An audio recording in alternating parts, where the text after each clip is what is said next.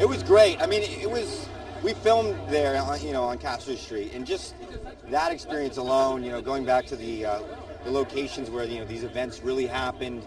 The camera shop where Harvey ran his campaigns from is now like a beauty supply store or something like that. But we got to rent it. They refurbished it to look like a camera shop, and I remember sitting on set and thinking it was a unique experience. I'd never been on a movie this important, and then to film in those spots that these places that were at the time like the center of the gay rights movement in the entire world. I mean, that's where it was, right there. That was the center.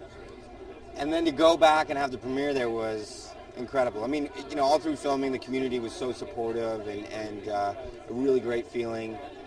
And so to go back there and have the premiere was kind of like a celebration, for something that everybody kind of participated in. It was great. Now, what do you hope the film brings to Los Angeles now that it's here? I hope it just, continues to spread Harvey's message.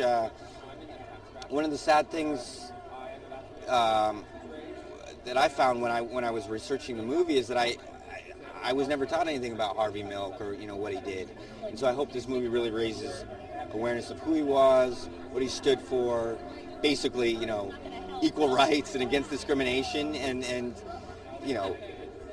particular gay rights, but it applied to everyone, and it still does apply to everyone. So I hope really people take that away from this movie in LA and everywhere. Now, lastly, there's a candlelight vigil going on, of course, behind us today. How does it feel to realize that he is making these marks and that people are following his lead, and very necessarily right now? Well, in the movie, there's a sequence depicted where Harvey Milk fights against a proposition called Proposition 6, which in the 70s, had it passed, would have barred gay teachers from being able to teach in schools. I mean, I can't imagine. If it passed, it would have started like, a whole witch hunt and who's gay, who's not. I mean, it would have just been ridiculous. And he and others fought it and beat it, and it was incredible. And, with Proposition 8, there's no doubt that, he'd be fighting it now. I hope people take his example. He was such a charismatic guy, such a hard worker, and just really put himself out there. And it shows that, a lot of change has happened since then, but there's still more change that needs to happen, and change doesn't happen unless some, people stand up like he did and really make it happen.